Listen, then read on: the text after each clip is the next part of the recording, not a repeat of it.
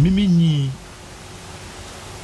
ewo because area sanyo me binsi mini wa bisin suyan no kwame na yakofu abesim suyan yakofu mkotwa body anase ekutu banche etwa kwadu ne nkan ye ba ne eton a edugu dwapa so na de sifi abonten ne wo fie ne wo fuo obi amefa obi beto bia me to body ase yi fanas miensa se fasikato kwame obi yi on this car to ho amafo betwam obi amfa yet me da ye fi ye nto ye pum those days me even na crap sata na crap no na edam ye hia ye bi mpuma ye da minim se wo so bia wo experience bi sena open ejikumu e kano em say a fit into Bible na sem no can say the evil intentions of man is continually me won say Ghana enyi no na nipa bonifo no e doso 10 numbers no doso na adwen so e say more na Ghana fo na nkaza ya adwen no e say more e no panyin kan e say omo ye nipa no mo first level no e so te enti the bad nuts no first na can say one bad nut it me say but when the bad nuts no do so say good ones good nuts no because me in fact me tea sa wo news nra no me shame but anyam nwa because kwame drive on the new if I say Mama Dubai circle there kwame kuma circle interchange no so no kwame release na meta release na what side no amafo etwa mo de kwai o drive kwame kuma circle towards telecom na say Vodafone towards Caprice unso ye the wires bi eche road no mu e wo wall no so amafo etwa Kaneshi from Mpamprom towards First Light. Why is not they trap me? They all media no so say I'm for ehu no. I'm for cha. Even footbridge no. Na they want chairs say obi nam ho ase na ya. Obeso man say on TV no. Etwa. I'm for cha. U drive ewo ye ntemu Accra Central. O say nkwan finfin no. E ya na e de nade bi to gota no so. And say be a got an near my ye found ye. Naman for airlift. Among for you na daily free. So pay sick. If you want me cheap, put na daily chance. No more begin that day. Minuka say Timber Market, my report and sorry says you're not on drive towards Timber Market. For former football lab or then mufie. Airport Timber Market. Just last week, road no, that dinner was no, on my ye. Here before the concrete share hu nyina obiatu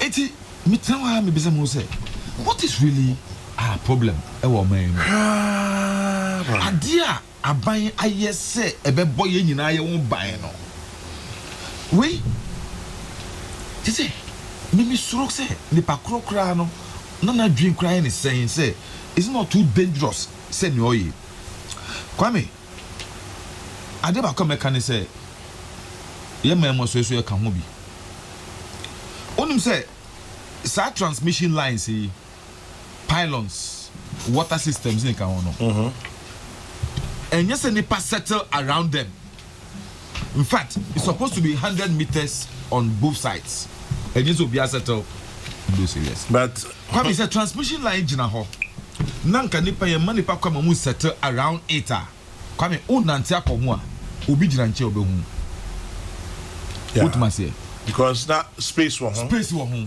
but sisi amam for sisi adan amam for the kiosk sisi ho to the extent say obi no kra ehuro mu nwama kwame those transmission lines no e no mo dry won so hey kwame me ka kire go to Madina area ho Okponglo na say by election say me cause area come am for su mu nyoma omu draw sa line say I don't know am for to me esi dan esi water hydrant so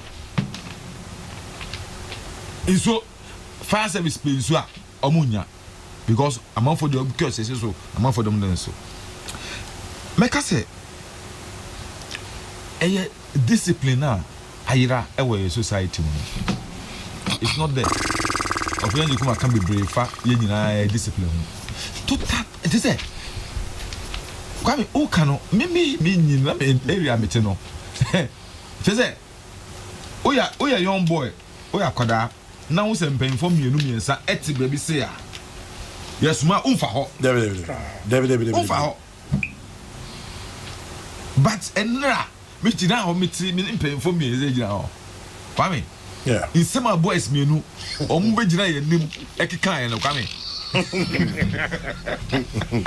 kwame onim me keri first no say o kasa se no be kura na obi e beto na hell say dema o e bia na dwum kan kakra but kwame ene nkora enum cigarette ba mpanyfo tena enum nsa no hona nkora e betena bi tafrache ene emfa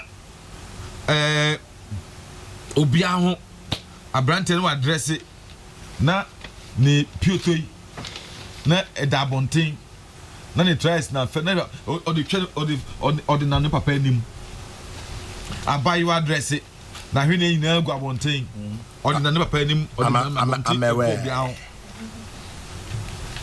obehwe ahwe ohwe ayiwani that's the cliche now kwame it's all the generation of society because no way inti then e be ya fa kwame and because say we need to go back.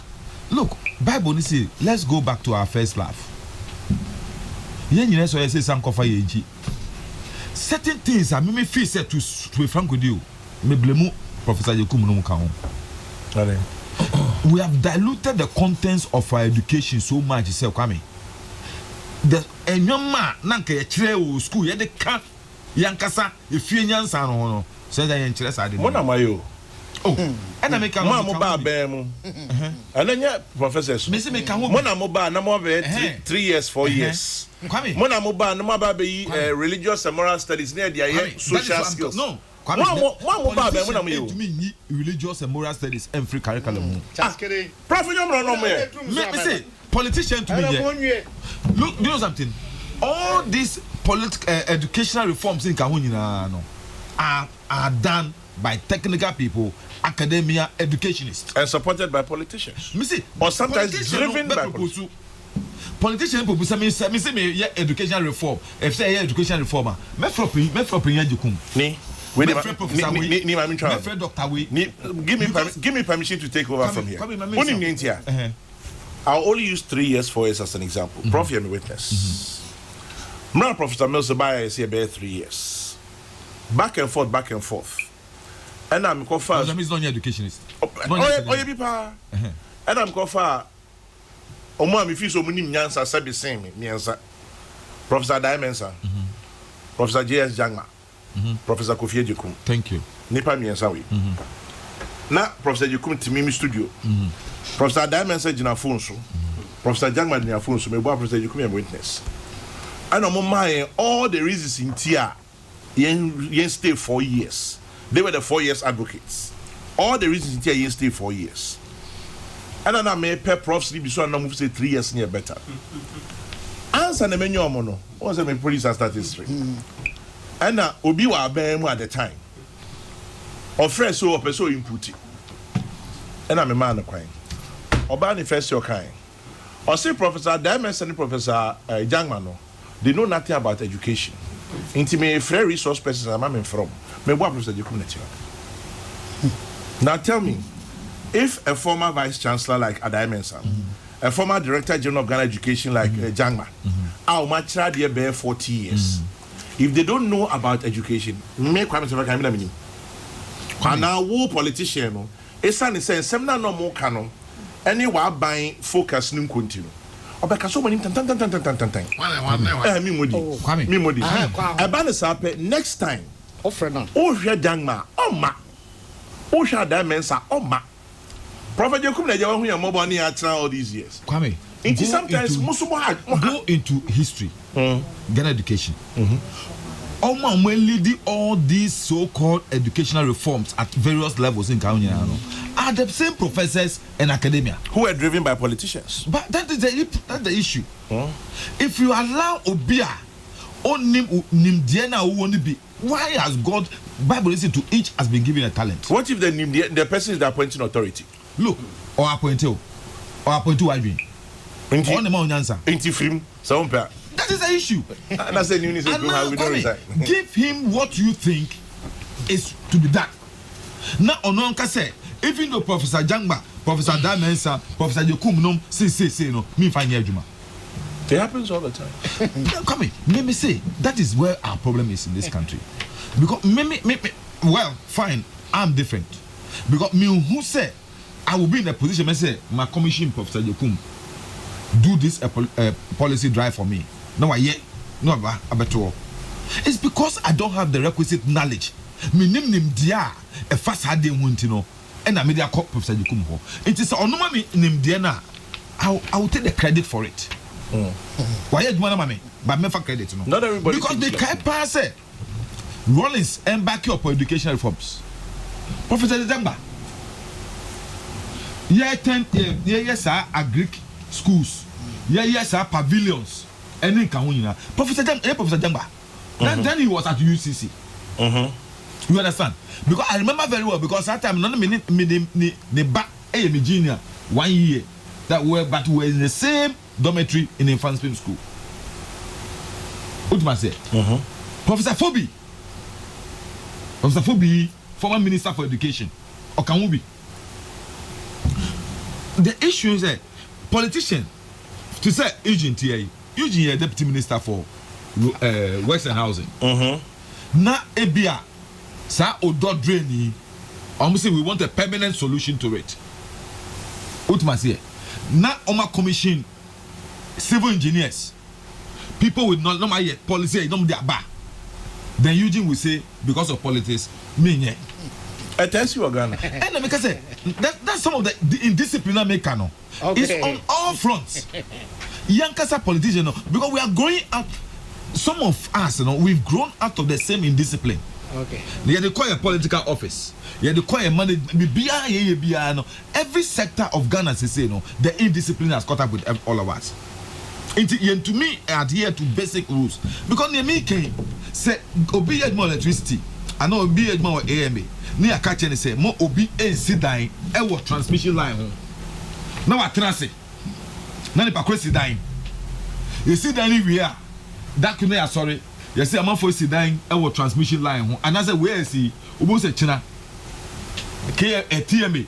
Honor a TMA who embark on demolition of all those buildings and structures around it. In the first place, did they have to wait? Thank you. The officer now, Jumano or you're indisciplined. But me, baby, you try pylons here. Obian this area ho. Kwame. Me. Share. There's a structure there. New structures. I must say, a great co-office. Is that it? Anyway. And this one, but this one maybe an isolated case. Yeah. But make us come in. Say a main structure now. How did this is a sensitive, very security? Is also a security. Of course. So, what sort of preventive measures in the area? And I feel so.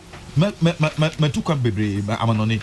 And maybe I'll be who say you mean or we have some fencing, barbed wire fencing around it. But there's nothing you can do about it.